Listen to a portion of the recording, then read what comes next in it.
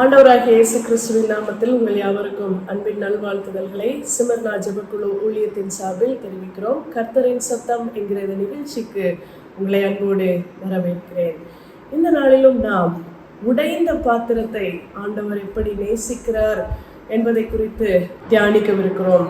சங்கீதம் 51:17 என்கிற வசனத்தின் அடிப்படையிலே நாம் தியானிக்கவிருக்கிறோம். தேவனுக்கேற்கும் பலிகள் நொறுங்குண்ட ஆவிதான், தேவனே நொறுங்குண்டதும் நறுங்குண்டதுமான இருதயத்தை நீ புறக்கணியேன். ஆண்டவர் உடைந்தவைகளை புறக்கணிப்பதில்லை என்கிற தலைப்பின் கீழாக நாம் தியானிக்கவிருக்கிறோம். இந்த சங்கீதம் எழுதப்பட்டது நாம் அறிந்தபடி தாவீது யுத்தம் நடந்து கொண்டிருக்கும் போது பத்சேபாளிடத்திலே அவன் பாவம் செய்கிறான். இதை ஆண்டவர் நாத்தான் தீர்க்கதரிசியை கொண்டு கண்டித்து உணர்த்துகிறார். அதை கேட்டவுடனே அவன் குத்தப்பட்டு அவன் மனம் வருந்தி ஆண்டவரிடத்திலே கிட்டி சேர்கிறான், பாவ மன்னிப்பை பெறுகிறான். மனம் திரும்புதலுக்கான ஒரு ஜெபமாக இந்த சங்கீதம் 51 இருப்பதை நாம் வாசிக்கிறோம். இங்கேதான் அவர் சொல்கிறார், தேவனுக்கேற்கும் பலிகள் நொறுங்குண்டாவிதான், தேவனே நொறுங்குண்டதும் நறுங்குண்டதுமான இருதயத்தை புறக்கணியேன். உடைந்த இருதயம், உடைந்து போன இருதயம் இன்று நம்மில் பலருக்கும் இருக்கிறது. ஏன் எல்லாருக்கும் இருக்கிறது. ஏதோ ஒரு வகையிலே உடைந்து போய் இருக்கிறோம். இந்த உலகம் பலமானவைகளை தேடுகிறது. ஸ்ட்ராங் அண்ட் ஸ்டேபிளா இருப்பவர்களை இந்த உலகம் தேடிக்கொண்டிருக்கிறது. ஆனால் ஆண்டவர் உடைந்தவைகளை எடுத்து, உடைந்து போனவர்களை எடுத்து பயன்படுத்துகிறார். இது முரண்பாடாதான் இருக்கு. உலகம் ரொம்ப பலமுள்ளவர்களை, ஸ்ட்ராங்கா ஸ்டேபிளா இருக்கவங்களை தேடுது. ஆனா ஆண்டவர் உடைந்து நொறுங்கி போயிருக்கிறவர்களை எடுத்து பயன்படுத்துகிறார். தாவீதினுடைய இந்த சங்கீதத்தின் வாயிலாக நாம் தெரிந்து கொள்வது என்ன? உடைக்கப்படுதல் ஒரு முடிவு அல்ல, இட்ஸ் ஜஸ்ட் அ பிகினிங்.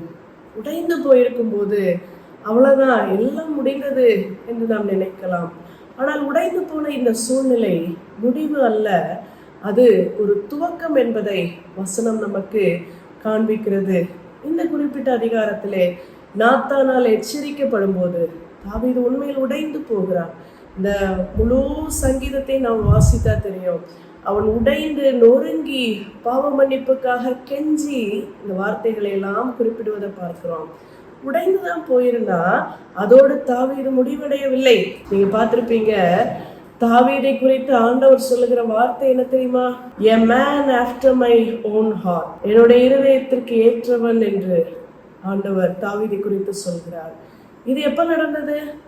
இந்த பாவம் செய்து நொறுங்கி உடைந்து மனம் வருந்தின பிறகு அவனுக்கு கிடைக்கிற ஒரு பெயர் இது, என் இருதயத்திற்கு ஏற்றவன் தாவீது. அப்படியானால் உடைக்கப்படுதல் என்பது ஒரு முடிவு அல்ல. நீங்கள் உடைந்திருக்கும் போது, மனம் நொறுங்கி இருக்கும் போது அதோடு எல்லாம் முடிந்து போகிறது என்று நினைக்கவே வேண்டாம். ஆண்டவர் நம்மை பயன்படுத்த விரும்புகிறார். நியாயாதிபதிகள் 7 கிதியோனை கொண்டு ஆண்டவர் செயல்பட்ட விதத்தை நாம் வாசித்திருக்கிறோம். இங்கு 7:20 இப்படி சொல்கிறது, 3 படைகளின் மனுஷரும் எக்காலங்களை ஊதி பானைகளை உடைத்து தீவெட்டிகளை தங்கள் இடது கைகளிலும் ஊதும் எக்காலங்களை தங்கள் வலது கையிலும் பிடித்துக் கொண்டு கர்த்தரின் பட்டயம் கிதியோனுடைய பட்டயம் என்று சத்தமிட்டார்கள்.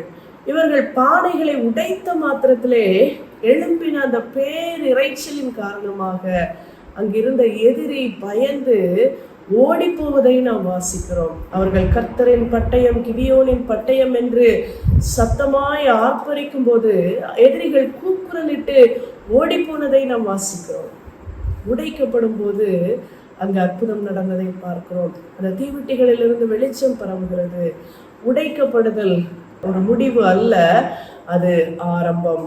இங்கு ஆண்டவருடைய மகிமை உடைக்கப்பட்ட இடத்திலிருந்து அங்கு காண்பிக்கப்படுவதை நாம் பார்க்கிறோம்.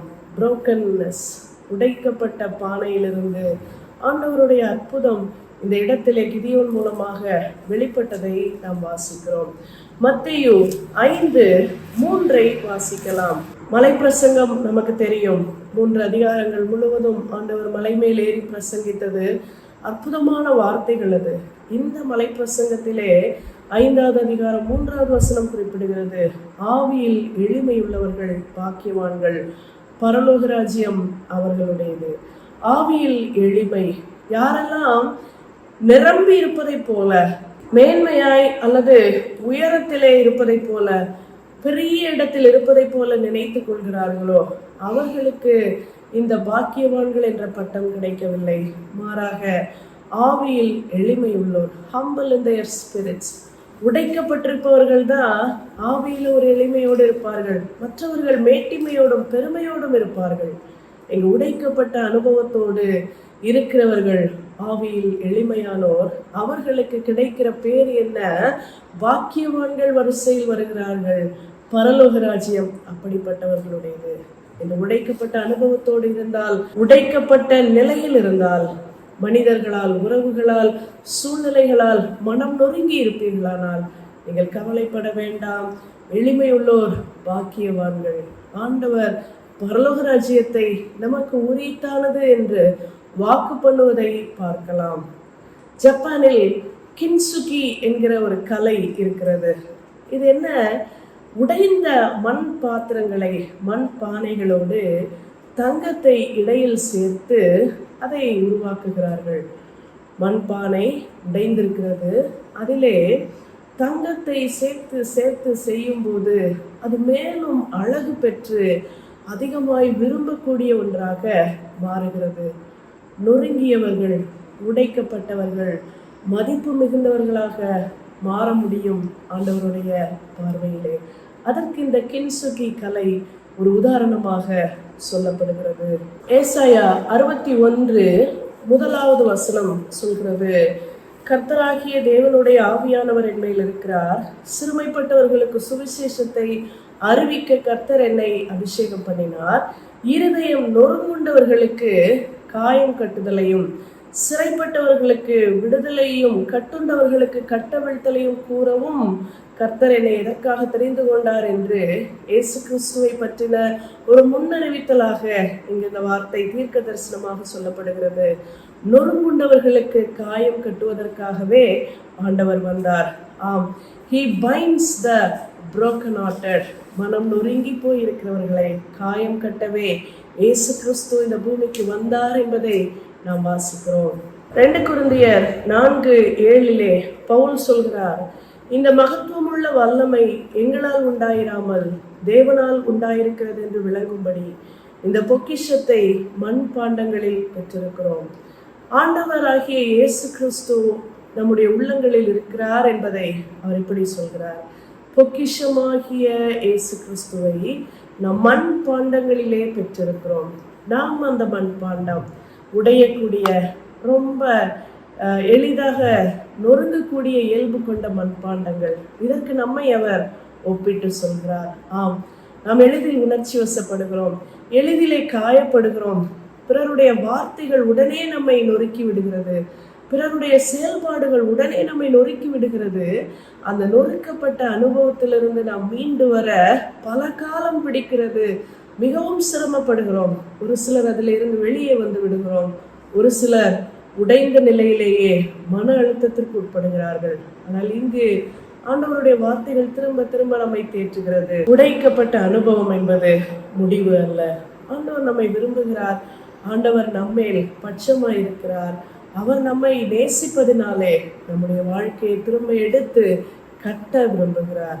யோவேல் 2:13 வாசிக்கிறோம், நீங்கள் உங்கள் வஸ்திரங்களை அல்ல உங்கள் இருதயங்களை கிழித்து கர்த்தராகிய தேவனிடத்தில் திரும்ப கடவன். அவர் இரக்கமும் மன உருக்கமும் நீடிய சாந்தமும் மிகுந்த கிருபையும் உள்ளவர், அவர் தீங்குக்கு மனஸ்தாபப்படுகிறவராய் இருக்கிறார் என்று வாசிக்கிறோம். வஸ்திரங்களை கிழித்தல், அதுபோல இருதயங்களை கிழித்துக் கொள்ளுதல், இதுவும் நொறுங்குண்ட இருதயம் அல்லது நறுங்குண்ட இருதயத்திற்கு ஒரு உதாரணமாக அமைகிறது.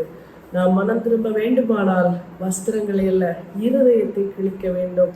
உடைந்திருக்கிற நம்முடைய இருதயங்கள் ஆண்டவருடைய ரட்சிப்பை பெறும், ஆண்டவருடைய அன்பை பெறும். இந்த நாளிலே சூழ்நிலைகள் நிமித்தம் உடைந்து போய் அல்லது மனம் வருந்தி கொண்டு நொறுங்கி போய் செய்த பாவத்தினால் குத்தப்பட்டு மனம் வருந்தி இருப்போமானால் இந்த உடைந்த அனுபவத்தை ஆண்டவர் மாற்ற முடியும். உடைந்த உள்ளத்தோடு அவரிடம் வரும்போது அவர் தொடுகிறார், மாற்றுகிறார், நம்முடைய வாழ்க்கையை மறுரூபமாக்குகிறார். He transforms our lives. இன்று நம்முடைய வாழ்க்கை மாற்றப்பட உடைந்தவைகள் அந்த கென்சுகி ஆற்றிலே செய்வதை போல பழையதை விட அழகாய் மாற நம்ம ஒப்புக் கொடுப்போம். உடைந்த நிலை நிரந்தரம் அல்ல, அது ஒரு துவக்கம், அது முடிவு அல்ல, ஒரு துவக்கம். இந்த நாளிலே புதிதாய் உங்கள் வாழ்க்கை கட்டப்பட நீங்கள் ஒப்புக்கொடுங்கள். உடையும் போது வெளிச்சம் வருகிறது, உடையும் போது அங்கு புதிய துவக்கம் வருகிறது. உடைந்த மனதோடு இருப்பவர்களே ஆண்டவரிடம் வாருங்கள். அவர் உங்களுக்கு விடுதலையும் மீட்பையும் மகிழ்ச்சியையும் தர வல்லமை உள்ளவர். God bless you.